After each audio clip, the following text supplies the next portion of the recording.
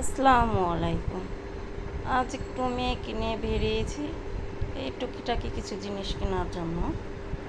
এই তো শপে দিকে দেখতেছিলাম কি কি নেওয়া যায় আর কি কি প্রয়োজন যেটা সেইটাই নিই।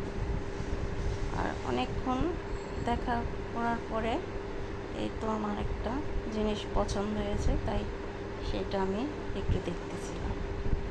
আর এই সবগুলা আমার বাসার কাছাকাছি।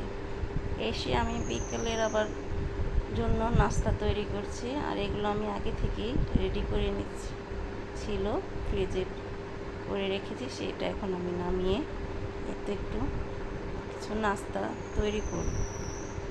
আর আমার এটা হচ্ছে ফ্রাই চিকেন।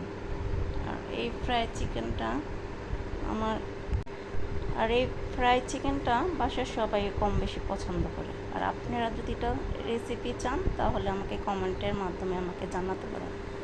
আর আমি কিভাবে এটা তৈরি করছি সেটা আমি দেখিয়ে দিই।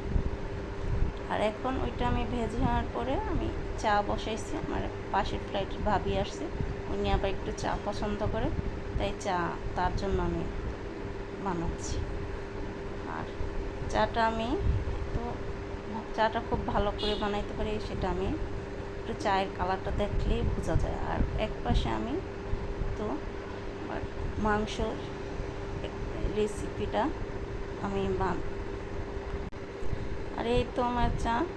আর উনি চাটা দেখে খুবই পছন্দ করেছে, সাথে আমি একটু আবার পাকোড়াও রেডি করে দিচ্ছি।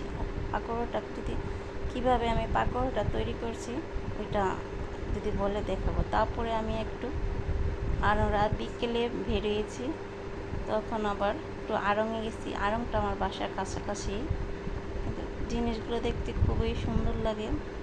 আর দামগুলোও একেবারে বেশিও না, বেশি কমও না, সাধ্যের ভিতরে নেওয়া যায়। আমি বেশিরভাগ আড়ংয়ের ছোটো ছোটো জিনিসগুলো আমার খুব পছন্দ, সেটা আমি কিনি। আর এখানে ঘর সাজানোর জিনিসগুলো খুবই পছন্দ। আর তারপরে একটু এই তো। আর এই যে আমার ভিডিওটি যদি ভালো লাগে